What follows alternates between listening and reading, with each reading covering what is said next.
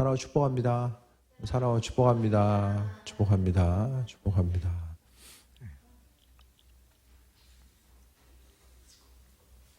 오늘 고린도서의 말씀은 이제 사도 바울이 하나님으로부터 받은 은혜에 대한 그 충만함, 받은 은혜가 너무 컸었기 때문에 그 은혜를 어떻게 전하고 또 그 은혜에 합한 삶을 살아갈 수 있을까? 그 은혜 받은 자로서 그리스도 예수께서 피 흘려 돌아가시고 또 부활하신 그 은혜를 경험한 자로서의 삶을 어떻게 살아갈 수 있을까에 대한 그 전반적인 것들을 이야기하는데, 바울 사도가 삶을 통해서 이제 주의 일에 대해서 충성스러운 일꾼으로서 고난까지라도 감당하면서 나아갈 수 있었던 것은, 그가 이제 천국을 바라보고 천국에서 하나님께서 소망 가운데 그 은혜의 상급으로서 주실 것에 대한 소망함도 있었지만은 궁극적으로는 받은 은혜에 대한 감사입니다. 하나님께서 창조주 되시고 또 그 바울 사도를 선택하셔서 은혜 가운데 함께 하셨음에 대해서 감사하면서 그의 삶의 모습 자체가 이루어졌다는 거예요. 그래서 이 땅 가운데서 그리스도 예수 주님의 일꾼으로서의 삶을 살아가는 것이 또 고난의 모습이 있을 수 있는데, 그 고난 가운데서 주님을 바라보고 따르는 삶을 어떻게 살아갈 수 있을까? 그 모든 것들은 다 하나님께서 우리에게 허락하신 은혜, 그리스도 예수 주님께서 허락하신 은혜 때문에 모든 것이 가능하다는 거예요. 그래서 6장 1절에 보면 하나님의 은혜를 헛되이 받지 말라라고 합니다. 그리스도께서 우리를 구원하시고 함께 하신 그 풍성한 은혜를 헛되이 받지 말라는 것은 그 은혜의 합한 자로서의 삶을 살아가는 것을 이야기하는 거예요. 이 땅 가운데 그리스도 예수 주님 때문에 당하는 고난이, 우리가 예수님 때문에 당하는 고난이 얼마나 있을까요? 이 땅 가운데서 고난 당하고 싶어도 당할 일이 별로 없잖아요. 이 세상을 살아가면서. 그러니까 이 땅 가운데서 신앙인들의 모습 가운데도 마찬가지고요. 고난을 이상한 것으로 여깁니다. 그리스도 예수 주님을 위한 고난까지라도 마땅히 피해야 될 것들로 여기거든요. 그래서 주를 위한 고난 자체를 때로는 예수님 때문에 조금 더 인생을 좀 쉽고 편안하게 살 수 있는 부분이 있다라고 할지라도 예수님 때문에 감내하고 또 포기하고 주를 따라가는 모습들이 분명히 있잖아요. 이 땅에서도 뭐 목회자나 뭐 평신도 선교사로서도 헌신함에 있어서 좀 쉽고 편안한 삶을 살아갈 수 있음에도 불구하고 예수님 때문에 어떤 삶의 모습 자체를 좀 내려놓고 주께 헌신하고자 하는 모습들이 분명하게 있게 되는데, 그렇게 주를 위해서 헌신해도 이 시대의 풍조 자체는 좀 안타깝게 여기는 부분, 주를 위해서 고난을 감당한다고 할지라도 경제적인 상황과 어떤 그 조건과 상황 때문에 주를 위해서 헌신하는 모습이 있어도 오히려 좀 응원해 주기보다는 좀 안타깝게 여기는 부분들이 더 있는 그런 시대적인 풍조가 있는 것 같아요. 그래서 주를 위해서 고난당하는 것 자체를 다들 기뻐하지 아니하고 오히려 이상한 것으로 여기는 그런 부분들.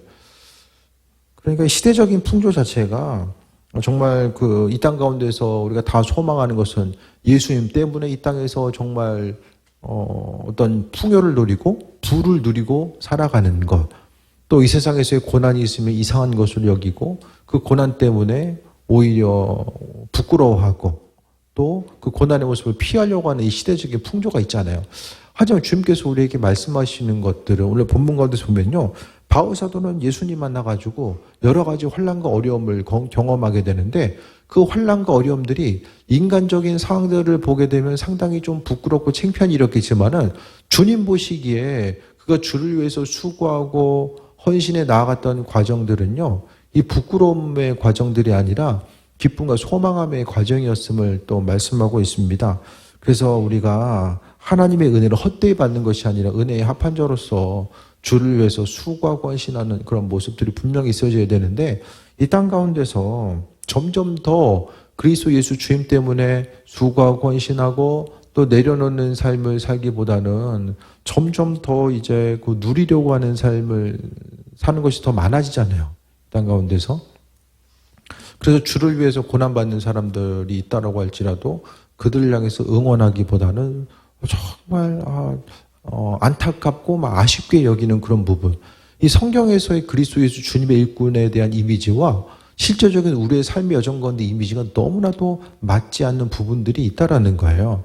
그렇기 때문에 우리가 항상 무슨 일을 하든지 간에 받은 은혜에 대해서 기억하고 살아가는 것, 그리스도 예수 때문에, 주님 때문에 시간을 포기하고 또 나를 위해서 사용할 수 있는 재물을 포기하고 주를 위해서 헌신할 수 있는 것, 사실 이 땅 가운데서 예수님 때문에 고난당하는 그 모습 자체가 별로 없어요. 생각해 보세요. 우리가 먹고 사는 문제, 어떤 관계 문제를 해결하기 위해서 고난당해도 예수님 때문에 고난당한 예들이 얼마나 있습니까? 그러니까 주님을 위해서 고난당하는 그런 비슷한 것이 있다고 할지라도 잘 견디질 못합니다. 교회 가운데서의 어떤 어려움이 있을 때에 어떤 관계나 상황에 대한 어려움이 있을 때도 잘 견디질 못해요. 그러니까 그 모습 자체가 오늘 성경 가운데 보게 되면 그리스도 예수 주님의 은혜를 경험하는 삶은 바로 환난과 어려움까지라도 감당하고 또 그 일을 기쁨으로 받아들일 수 있는 그 한 사람 한 사람이 바로 은혜 받은 자로서의 온전한 모습을 말씀합니다. 2절에 보면 보라 지금은 은혜 받을 만한 때요 보라 지금은 구원의 날이다. 지금 현재 우리는 주님 주신 은혜를 누리고 그 은혜 받은 자로서의 귀한 삶을 살아가야 됩니다.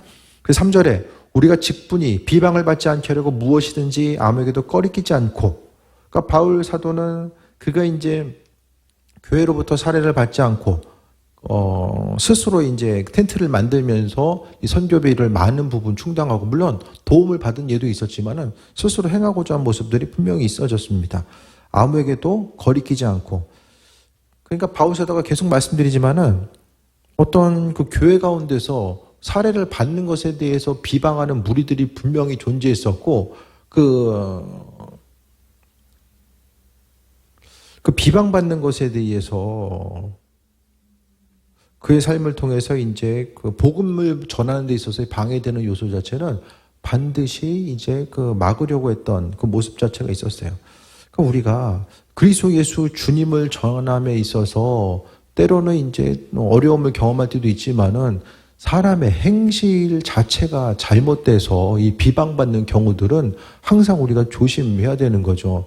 우리가 주를 위해서 칭찬받는 삶을 살아가야 되는데 오히려 이제 세상 사람들에게 욕먹는 존재가 되어서는 안 된다라는 거예요. 그리스도인으로서의 우리가 세상에서의 이미지 자체도 너무나도 중요합니다. 우리의 이름, 그리스도 안에 있는 우리의 이름이 어떻게 이 땅 가운데 사람들에게 기억되는가도 아주 중요하게 생각해 봐야 될 문제입니다. 그래서 4절에 오직 모든 일에 하나님의 일꾼으로서 자천하여 많이 견디는 것과 환난과 궁핍과 고난과, 이 계속해서 이제 바울이 당했었던 어려움들을 이야기하고 있죠. 근데 어떻게 한 거예요? 어쩔 수 없이 한 것이 아니라 자원해서, 그 어려움의 길에 자원해서 들어서게 됐다라는 것을 또 말씀합니다. 그러니까 요즘에 보면 지금 이제 교회가 개척이 돼가지고 성장하는 예를 발견하기가 정말 힘든 시기잖아요. 어떤 뭐 큰 교회에서 교회를 좀 분리해가지고 뭐 개척을 하거나 어떤 특별한 경우가 아니면 교회가 이제 개척해가지고 성장해 나아가는 것을 보는 것이 정말 어려운 시기거든요. 저희도 보면은 9월 지방 가운데서도 보게 되면 마지막으로 개척된 교회가 한 6년 정도, 6, 7년 돼 가는데 하여튼 교인이 없어요. 그런 좀 어려운 상황들 가운데 있거든요. 근데 교회 자체는 그래도 뭐 한 사람이 있든 뭐 없든지 간에 중요한 거는 교회마다 하나님께서 세우신 목적이 있고 그 교회가 거기에 필요한 이유가 분명히 있을 거라고 보거든요. 근데 바울이요, 한 가지 이제 좀 돌아볼 것은, 바울이 만약에 성경에 보면 바울이 결혼했다는 기억이 없죠, 기록이. 조금 바울이 이제 결혼을 했으면은 예를 들어서 이제 목회가 힘들고 어려웠을 때에 그 목회를 어떻게 좀 뚫고 나가야 되는지에 대해서 뭔가 좀 기록들이 있었으면은 하나의 좋은 좀 예시가 될 수 있을 텐데, 보면은 그 바울도 그렇고요. 주님의 제자들도 보면 물론 이제 뭐 베드로는 결혼하고 결혼한 무리들이 이제 그 제자들로 있었거든요. 근데 중요한 것은 뭐 그들과의 관계성 가운데서 이제 그 목회하면서 가족들을 어떻게 돌보고 어떻게 해야 되는 그런 것에 대해서 성경에 별로 기록이 나와 있지는 않아요. 주님의 제자들의 기록도 보게 되면 그런 그 조금 더 구체적인 예시가 있으면 좋을 텐데, 그러니까 지금 보면은 이제 뭐 작은 교회를 섬기는 그런 뭐 목사님들도 보면 뭐 혼자 있으면 뭐 고난이 있어도 얼마든지 좀 견디겠는데, 이제 가족을 같이 이제 좀 챙기고 또 아이들이 성장해 나아가는 그런 부분들도 분명히 중요하잖아요. 가족 공동체 모두가 어떤 그런 목회적인 사역을 감당함에 있어서의 그 어려움을 잘 함께 이제 이게 협의가 돼서 가면 좋은데, 이 자녀들은 뭐 그것을 판단할 수 있는 어떤 그 나이대라든지 그 연령이 되지 않았을 때에 아이들을 어떻게 양육하고 나아갈 수 있을 것인가에 대해서 항상 그런 부분이 이제 하나의 딜레마로서 걸리는 부분들이 있잖아요. 조금 더 이제 가족들을 조금 더 챙기고 가야 되는 것도 맞는 얘기고, 또 주님 주신 사명을 감당하는 것도 또 그것도 맞는 얘기고, 그 적절한 그 위치를 가지고 나아가야 되는데, 그런데 참 이 세상에서도 마찬가지잖아요. 하나만 하기도 쉽지 않잖아요. 뭐 세상에서 목회하면서 작은 교회를 섬기는 것도 어렵지만 세상에서 또 돈을 벌고 생계를 유지하는 것도 그것도 쉽지 않은 이야기잖아요. 그러니까 두 가지를 다 해야 되는 그 위치 가운데 있을 때에 참 그 무엇을 하는 것이, 어떻게 또 가정을 돌보고 하나님 나라를 확장하고 또 섬기고 나아가는 것이 또 어떤 게 옳은 것일까? 이런 부분에 대해서 정말 수많은 목회자들이 고민을 한다는 거죠. 그랬을 때에 나름대로 고민하는 부분이 있겠지만은 주변에 있는 교회들은 뭐 교회가 교인이 없는데 이제 인간적인 생각은 아유 이거 그렇게 오래 했으면은 교인이 없으면 이게 교회 문 닫는 게 맞는 게 아니냐, 이렇게 좀 얘기할 수 있겠지만 그 누구도 쉽게 또 그걸 얘기할 수는 없는 거거든요. 왜냐하면 그분 받은 소명이 있고 주님께서 어떻게 생각할지를 모르기 때문에.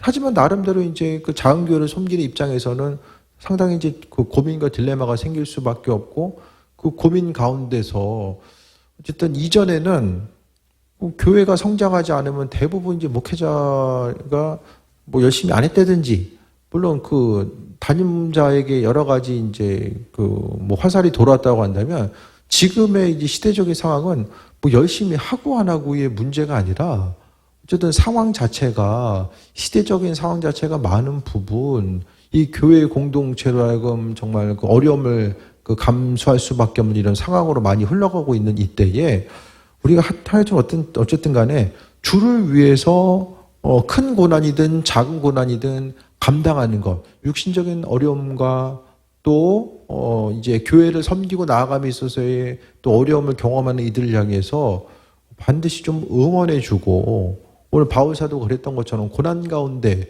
그것도 자원에서 움직였던 것들을 우리가 보게 되잖아요. 그러니까 자원에서 움직이는 그들을 향해서 바울이 그랬던 것처럼 우리도 주변의 누군가를 향해서, 또 그리스도 예수 주님 때문에 때로는 어려움 당하는 이들을 향해서 옆에서 응원해주고 기도해주고, 또 그들 향해서 좀 흘려보내야 되는 그런 사명까지도 우리에게 있지 않을까라는 생각을 좀 다시 한번 돌아보게 됩니다. 그래서 바울 사도는요, 모든 일에 자원에서 견딥니다. 4절부터 볼까요? 많이 견디고 환난과 궁핍과 고난과 매맞음과 갇힘과 난동과 수고로움과 자지 못함과 먹지 못함 가운데서도, 거의 뭐 지금 현실이 지옥이잖아요. 지옥. 주님의 은혜가 없으면 한두 가지만 있어도 어려운데 여러 가지, 그러니까 정신적인 고통이 있었고 육신적인 고통이 계속해서 이제 상존해 공존하고 있는 거죠. 몸과 마음에 어려움들이 분명히 있었다라는 사실이 있는데, 그것은 바울 사도가 자원하는 마음으로, 그러니까 이 세상에서요, 주를 위한 고난도 좀 억지로 막 해야 되기 때문에 그런 게 아니라 정말 주님을 기쁘시게 해드릴 수 있는 믿음, 아버지를 좀 감동시킬 수 있는 것들은 좀 자원하는 그런 모습이 통해서 나타나지 않을까. 막 시켜서 막 어쩔 수 없이 해야 되는 게 아니라 우리 한 사람 한 사람이 좀 자원하는 마음을 가지고, 또 주님 보시기에 합한 자로서 그러니까 스스로 좀 성경에 나와 있는 말씀 그대로를 따라가는 것, 그것이 이제 1차적으로 되어져야 되지만은, 그 말씀에 기록된 것도 있지만은 또 내 마음의 감동 따라서 주님께서 원하시고 인도하심의 뜻이 무엇인가에 대해서 분별하고 또 자원하는 마음을 가지고 움직이고 나아가는 그런 모습들. 우리가 삶을 살아가면서 예수님 때문에 조금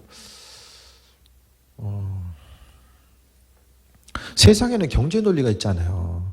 누구나가 다 경제적으로 쉽고 편안하고 관계성 가운데서도 이제 쉽고 편안함을 추구하면서 나아가는데, 그 시대 가운데서도 하나님은 누군가에게 그리스도 예수 주를 위한 자원하는 마음을 아버지께서 분명히 찾으실 텐데, 우리가 믿음으로 응답하고 반응하고 움직이면서 나아가는 거죠. 그래서 우리가 자원해서 움직이는 거, 누가 시켜서가 아니라 억지로가 아니라 주님께서 찾으시는 거, 그리고 받은 은혜를 헛되이 받지 않는 것은, 은혜가 있으니까 어떻게 됩니까? 받은 은혜가 있으니까 그 받은 은혜를 돌려드리기 위해서 자원하는 마음을 가지고 움직이는 거예요. 누군가를 향해서, 내 주변에 누군가를 향해서 받은 은혜를 경험하고 흘려보낼 수 있는 그 은혜와 충만함을 이야기하는 거죠. 그러니까 주님께서 나에게 왜 안 주시지? 주님께서 또한 이렇게 해주셔야 되는데 왜 안 하실까? 이것만 계속해서 고민하다가는 믿음이 성장할 수가 없습니다. 그래서 우리가 받은 은혜에 대해서 기억하고 나아가야 되고요. 6절 보니까 깨끗함과 지식과 오래 참음과 자비와 성령의 감화와 거짓 없는 사랑과, 어려움이 있었지만은요, 그의 마음속에 깨끗함이 있었고요, 오래 참음, 그리고 자비함과 성령의 감동과 거짓 없는 사랑. 이게 뭡니까? 결국 그리스도에서 주님 이야기하는 거예요. 육신적인 상황에 대한 어려움이 정말로 이게 사람을 피폐하게 만들 수밖에 없는 어려움이 있었지만, 그의 심령 가운데서는 뭐가 있었냐면 그리스도 예수 주님이 있었다라는 거예요. 그래서 성령의 인도하심과 사랑함과 오래 참음, 우리 안에 맺을 수 있는 그 성령의 열매와도 연결이 되고요.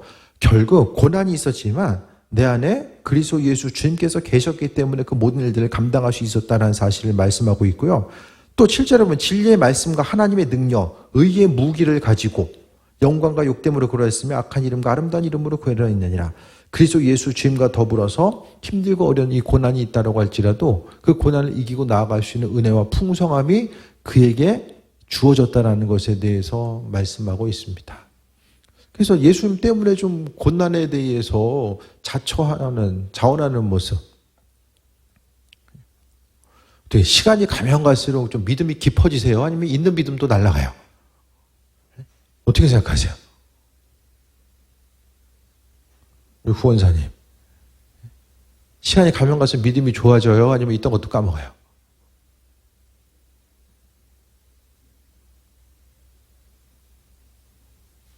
제 연장자시니까 지금 물어보는 거예요.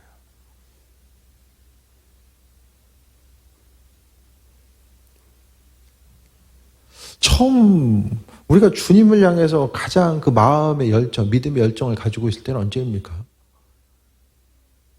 그 믿음과 마음의 열정이 있으면 내가 예수님을 향해서 주를 위한 고난당하는 것을 정말 바울사도 같이 기뻐하고, 야, 내가 부족하지만 주님을 향해서 이것도 할 수 있구나. 그거 자체가 좀 마음에 감동이 되고, 그게 아니면 예수님 때문에 어떻게 하면 조금 더 누릴 수 있을까? 그렇잖아요. 믿음이 충만할 때는 내가 주를 위해서 뭘 할 수 있을까? 그게 반대일 때는 믿음이 떨어지면, 야, 주님께서 나를 위해서 뭘 더 해주셔야 되는데, 끊임없이. 주님 앞에 가서 누리기보다는 여기서 조금씩 더 누리기 위한, 어떻게 하면 더 누릴 수 있을까에 대해서 이제 계속 마음의 중심을 거기 두는 거죠. 그래서 기도하는 것도 더 누리는 거. 주님의 영광과 그분의 도우신 것보다는 더 누리는 거. 그래서 이제 그 전제 조건은 나는 주를 위해서 할 만큼 했다. 그런 생각할 때 없으세요? 이 정도면 그동안 할 만큼 했지, 뭘 더 해? 이런 생각들. 나중에 주님 앞에 갔을 때에 주를 위해서 더 수고하고 헌신하고 마땅히 자원하는 모습 가지고 나아갈 수 있었는데 그렇지 못한 것이 좀 후회되지 않을까요? 세상 가운데 좀 세속화되는 그런 부분들을 생각했을 때에 저도 마찬가지예요. 뭔가 좀 주를 위해서 헌신을 하고 뭔가 치열하게 뭘 하기보다는 이제는 조금 좀 쉽게 갔으면 좋겠다라는 생각이 순간순간 좀 다가오게 되고 쉽고 편안함 가운데 나아가는 그런 모습들. 우리가 다 그렇잖아요. 시간이 가면 갈수록 몸도 약해지고 마음도 약해지고 이전에 있었던 그 믿음의 열정을 가지고 주께 나아가야 됨에도 불구하고 그 마음의 생각이 약해질 때가 분명히 있는 거죠. 하지만 결국 둘 중에 하나를 성경은 이야기합니다. 이 땅에서 누리는 삶과 하나님 나라에 누리는 삶, 우리는 극단적으로 둘 중에 하나를 선택해야만 합니다. 둘 중에 하나를 선택하면 나머지 것들은 아버지께서 이루시고 함께 하시는 거예요. 그러니까 그거 자체가 여기서도 누리고 위에서도 누리고 둘 중에 하나를 선택하지 못하고 계속 하다 보면 결국에는 이두저두 아닌 거예요. 정체성의 상실이 옵니다. 나는 하늘에 속한 사람인가 땅에 속한 사람인가 이것에 대해서 좀 헷갈려요. 내가 어디에 속한 사람인지를 헷갈린다니까요. 그러니까 결국 어디에 속했는지도 잘 잊어버립니다. 긴가민가 하다 보니까 어디에 속했는지가 이 관심이 별로 없어지는 거예요. 그러니까 결국 남는 거는 이제 이 세속화된 것 하나밖에 남지 않는 거죠. 그래서 정말 우리가 여전히 내가 그리스도 예수 주님의 충성된 일꾼으로서의 삶을 어떻게 살아갈 수 있을까에 대해서 돌아보고 그 은혜 가운데 충만한 삶. 그러니까 무엇보다 이 세상에서의 기쁨이 예수님 때문에 포기하고 절제하고 또 나아가는 그런 또 귀한 삶을 살아가는 것. 그것보다 더 소중한 가치가 있으면 우리가 이 땅을 살아감에 있어서 가장 소중한 가치가 뭘까? 그런 부분에 대해서도 좀 다시 한번 돌아봐야 됩니다. 그래서 아버지께서 베풀어 주신 그러니까 세상에서의 우리가 그 온전한 그 가치와 기준들이 분명하게 있어져야 되거든요. 분명한 그 참된 기쁨과 삶을 살아가면서 있어서의 풍성한 가치에 대한 기쁨이 무엇인지를 온전히 깨달아 알아야만 합니다. 바울 사도는요, 그에게 있어서의 최고의 기쁨 자체가 뭐였냐면은 그리스도 예수 주를 위해서 고난받는 거. 그 고난이 그냥 뭐 쓸데없는 것이 아니라 복음의 확장, 하나님 나라의 복음의 확장이라고 하는 그것 때문에 그가 고난당하는 것에 대해서 아주 귀하게 여겼다라는 거예요. 그래서 우리도요, 이 세상에서 있어서의 정말 소중하게 생각해야 될 것들. 그러니까 결국 아버지께서 우리에게 공급하시는 그 사랑과 은혜에 대한 그 가치 기준이 온전하게 서 있으면 그 나머지 것들에 대해서는요, 그냥 하찮은 것으로 여길 수 있게 됩니다. 그 아는 친구 목사님이 커피숍, 유명한 커피숍, 커피 잘하는 데를 소개시켜줘가지고 이제 가끔 한 번씩 가는데 그 커피를 먹었는데 진짜 맛있는 거예요. 오늘도 한 잔 사줘가지고 먹었는데 커피의 마지막 맛이 달고나 맛이 나는 거예요. 보통 우리는 커피의 단맛과 그 신맛 커피, 탄맛 커피 둘 중에 하나잖아요. 여러 가지 맛이 있는 커피 자체가 이런 세계가 있구나. 딱 이제 그 목사님이 좀 단골이라서 어쨌든 맛있는 커피가 뭔지에 대해서 이제 먹어봤어요. 그리고 나서 전에도 한번 먹어봤었는데 이번에 이제 그 정년 연수교육 갔다 커피 마시는데 너무 맛이 없는 거예요. 제가 전에는 커피 맛이 그렇게까지 민감하지 않았는데 이 맛있는 커피를 먹다 보니까 이게 이제 맛없는 게 뭔지가 이제 구별이 되는 거죠. 그리고 여기서도 뭐 한 가지 좀 예고요. 중요한 것은 좀 우리 인생 가운데 그 기쁨을 누릴 수 있는 것이 참된 기쁨을 누릴 수 있는 것이 뭐 세상에서도 있겠지만은 궁극적으로는 아버지께서 허락하신 은혜의 기쁨의 그 정점이 뭔지를 아는 사람들은 그것 아닌 것들에 대한 무가치함과 그 쓸데없는 것이 뭔지를 좀 깨달아 알게 되잖아요. 그러니까 우리가 말씀 가지고 살아가면서도 좀 기쁨을 누리는 것, 그리스도 예수 주를 위해서 고난당하는 것을 그냥 내가 주를 위해서 이거 해드리는 거 아시죠? 이렇게 스스로를 내세우면서 생색내는 게 아니라 정말 주를 위해서 작은 것이라도 할 수 있는 것 자체가 감사한 거죠. 바울은 그걸 감사했어요. 주를 위해서 작은 것이라도 헌신할 수 있는 그 자체. 죄인임에도 불구하고 불러주신 것 자체가 너무 감사한 거죠. 그래서 우리도 마찬가지 아닙니까? 아버지께서 우리를 불러주신 그 은혜, 아버지께서 전적인 사랑 가운데로 우리를 불러주시고 함께 하신 것에 대해서 우리가 깊이 기억하고 묵상하며 나아갈 수 있는 그 충만한 은혜를 경험하면서 나아가는 거죠.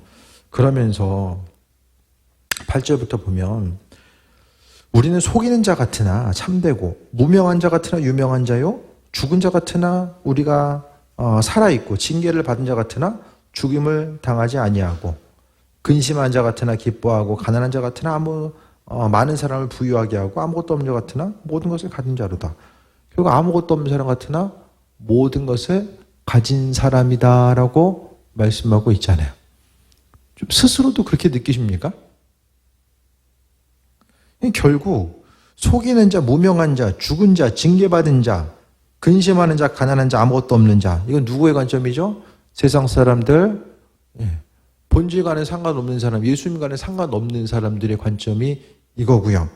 참되고 유명하고 살아있고 죽임당하지 않고 기뻐하고 부유하고 모든 것을 가진 자. 이 반대적인 개념은 하나님 보시기에 그런 사람이라는 거예요. 그러니까 주변 사람들이 나에 대해서 평가하는 거 가지고 나는 좀 이렇게 힘들고 어렵고 안타까운 사람이다. 이렇게 보는 거기에 반응할 것이 아니라 신앙인으로서의 나 자신이 누구인지에 대해서 분명하게 기억하는 거고요. 받은 은혜에 대해서 또 생각하고 죽게 나아가는 삶을 살아가는 거죠. 시간이 정말 빨리 지나가잖아요. 올해도 별로 얼마 남았어요? 이 빠르게 지나가는 이 시간 가운데서 정말 주님 만날 때는 점점 더 우리가 다가오고 있는데 우리의 삶의 여정 가운데서 은혜 받은 자로서의 삶을 어떻게 살아갈 수 있을까? 그래서 이제 자원하는 마음으로 오늘 뭐 여러 가지 있지만은 바울사도 어쩔 수 없는 것이 아니라 막 주님이 너 이방 여행에서 복음 전해야 돼 이렇게 이제 말을 듣고 나서 어쩔 수 없이 막 간신히 그냥 하기 싫은 거 억지로 했던 것이 아니라 그의 마음속에 자원하는 마음속에 심령 가운데 자원하는 마음을 가지고 주님 향해서 나아가는 모습. 그래서 우리가요 무엇이든지 간에 그냥 억지로가 아니라 누구나가 다 쉽고 편안하고 또 삶의 여정 가운데 누리고자 하는 마음은 다 있잖아요. 어디 가서 고생하고 싶은 사람은 아무도 없어요. 하지만 그 고생의 이유 자체가 다른 누군가가 아니라 예수님 때문에 하나님의 영광 위해서 이 고난받는 자리에 있다라고 할지라도 그것에 대해서 좀 억지로가 아니라 자원하는 마음을 가지고 움직이고 우리가 행하고 나아가는 그런 모습 자체가 있어져야 된다는 거예요. 그래서 나중에 주님 앞에 갔을 때 주님이 억지로가 아니라 자원하는 마음을 가지고 주변 누군가를 향해서 대할 때도 마찬가지잖아요. 상대방이 나를 향해서 무엇을 해주거나 대할 때 억지로 막 해야 되니까 그게 아니라 스스로 좀 자원하는 심령 가지고 나아가는 거 그것을 훨씬 더 이제 복되게 여기잖아요. 그래서 우리가 삶을 통해서 바울은 복음 전하는 것을 예수님께서 가장 기뻐하신 일로 생각하고 그리스도 예수 주님을 전하는 것, 교회를 세우고 하나님 나라를 확장해 나아가는 것 자체를 받은 은혜에 대한 감사와 감격과 또 깨어서 복음을 전하는 그 위치에 온전히 있는 것을 마음속 깊은 곳으로부터 기쁨으로 여겼다라는 거예요. 그래서 우리가 삶을 살아가면서 우리가 누구인가? 오늘 성경은 모든 것을 가진 자다. 은혜에 대해서 헛되이 받지 않고 주신 감동 따라서 행하는 사람들을 모든 것을 다 가진 사람이다라고 말씀합니다. 좀 부족하십니까? 뭐가 더 있으면 만족할까요? 뭐가 더 있으면? 이미 받은 것들을 좀 누릴 수 있어야 되고 무엇보다도 어떻게 하면 주님 기뻐하실까? 내가 삶을 통해서 어떤 입술의 고백과 어떤 행동 자체를 주님이 기뻐하실까? 그것에 대해서 좀 생각해 봤으면 좋겠어요. 하는 일을 어떻게 하면 더 잘 될 수 있을까는 이제 계속 고민을 하잖아요. 그 시간에 우리가 조금만 좀 마음과 생각을 구별해서 무엇을 주님 기뻐하실까? 그것이 이제 마음의 감동 따라 움직임대로 삶을 살아가는 거죠. 그것이 뭐 때로는 내 생각일 수도 있어요. 하지만 하나님께서 하실 것에 대한 기대함과 소망함일 수도 있는 거죠. 그 이한영 목사님 교회 95세 5세 넘으셨을 것 같은데, 연세가 많은 분이 계신데, 올해 이제 응급실을 가신 거예요. 몸이 안 좋으셔가지고. 근데 이제 이한영 목사님이 아직은 때가 아니다. 얘기해준 거예요. 그러면서 응급실에 있는데 이분이 하나님이 그동안 죄졌던 거 다 생각나게 하시더래요. 응급실에 있는 동안에. 죄진 거 갑자기 다 생각나면 조금 이제 주님이 좀 오라고 하시는 게 아닌가. 한 번쯤 좀 미심쩍게 생각해 볼 수도 있는 거죠. 그래서 이분이 응급실에 있는 동안 뭘 했냐면은, 이 죄에, 저희도 한번 말씀드렸던 것 같은데, 이 죄는 금액이 얼마. 이걸 계산을 한 거예요. 죄의 리스트를 싹 주님이 생각나게 해주신 거.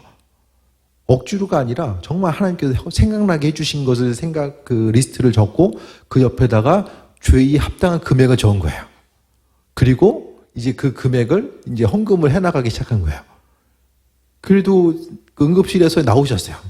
그 90세 중반 돼가지고 응급실 가셨다가 나오기 쉽지 않은데, 그러면서 이제 이거를 헌금을 하시는데, 이 목사님이 그렇게 안 하셔도 된다고.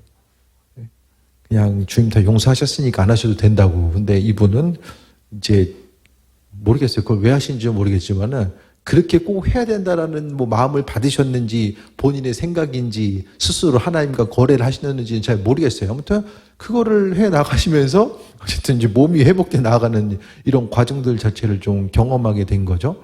그래서 우리가 많은 이들이 이제 뭐 어려운 응급실에서 이제 주님의 살아계신 인도하심을 뭐 경험할 수도 있고 뭐 다른 곳일 수도 있지만은 그래도 뭔가 좀 자원하는 마음을 가지고 그게 뭐 재정과 연결된 것이든 뭐 몸을 움직이는 거든 어떤 신앙의 행동과 헌신과 봉사든지 간에 좀 삶의 여정 가운데 은혜 받은 자로서 내가 이거 해야지만 주님께서 뭐 더 해주시겠지, 그게 아니라 그냥 받은 은혜에 대해서 감사하니까 이미 많은 것을 받은 자로서의 삶을 어떻게 살아갈 수 있을까, 그것에 대해서 조금 더 이제 고민하고 나아가는 거죠.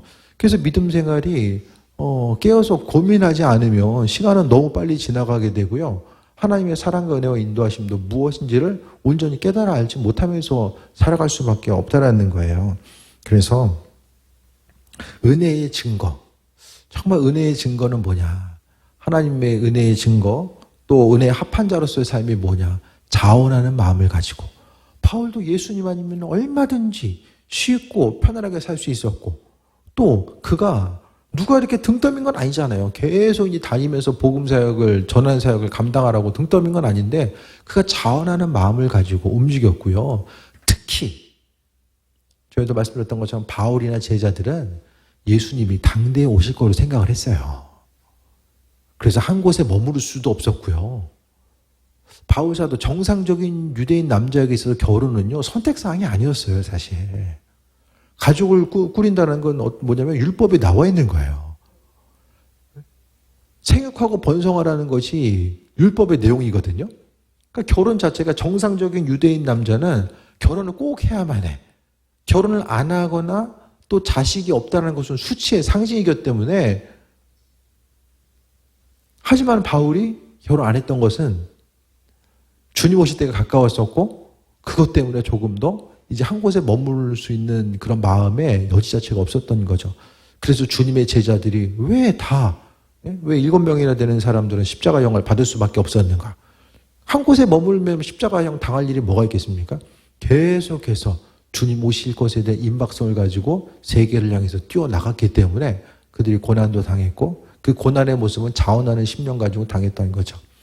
그래서 우리가 애통해야 될 바가 무엇인지, 좀 기뻐해야 될 것이 무엇인지, 또 우리가 좀 누려야 될 것들이 뭐고, 또 절제해야 될 것들이 뭔지, 이런 부분들에 대해서 다시 한번 이 바울 사도의 예를 통해서 스스로 점검하지 않으면 우리의 삶의 모습 자체가 좀 이 땅에서 누리다가 주님 앞에 가서는 받을 것 없이 좀 아쉽고 안타까운 삶을 또 살아갈 수밖에 없다라는 거예요. 그래서 자원하는 심령을 가지고 주님 기뻐하신 일들이 무엇일까에 대해서 다시 한번 돌아보고 우리의 마음 가운데 아버지께서 주시는 감동 따라서 무엇을 하든지 다른 사람 보기에는 아무것도 없는 사람처럼 보여도 우리는 모든 것을 가진 자다. 바울의 핵심 자체는 주변 사람들 보기에는 참 수많은 사람들이 아쉽고 안타깝게 여겨도 바울은 스스로의 정체성은 모든 것을 가진 사람이다 라고 하는 신앙의 정체성이 있었기 때문에 그는 누가 뭐라고 하든지 간에 그것에 대해서 흔들리지 않고 자존감이 떨어지거나 어려움당하지 않고 끝까지 승리하는 삶을 살아갈 수 있었습니다. 그래서 어디서 무엇을 하든지 간에 그냥 주변 사람들이 판단하는 것, 그리스도 예수 마음속에 없는 이들이 판단하고 이야기하는 것, 거기 은혜 받아가지고 마음 흔들리지 마시고 마음속 깊은 곳으로부터 주님께서 말씀하시는 바가 무엇인지를 깨달아 알고 받은 사랑과 은혜, 그것을 마음속 깊이 간직하고 아버지 마음에 합한 자로서의 그 존재한 삶을 사는 귀한 모습 되시기를 축원드립니다. 기도하겠습니다. 아버지 은혜에 감사드립니다. 우리를 불러주시고 은혜로 함께 해주셨습니다. 주님 마음에 합한 자로서의 삶을 살게 하시고 주님과는 상관없는 것들은 버리게 하여 주시며 오직 생명 되신 그리스도 예수 주님 마음에 합한 자로서 받은 은혜를 기억하고 나아가게 하여 주옵소서. 모든 것이 다 하나님께서 베풀어 주신 은혜입니다. 받은 은혜 마음속 깊이 간직하게 하시고 아버지께서 원하시는 귀한 사명 감당하는 또 온전함이 날마다 있게 하여 주옵소서. 크신 사랑에 감사드립니다. 예수님의 이름으로 기도드립니다.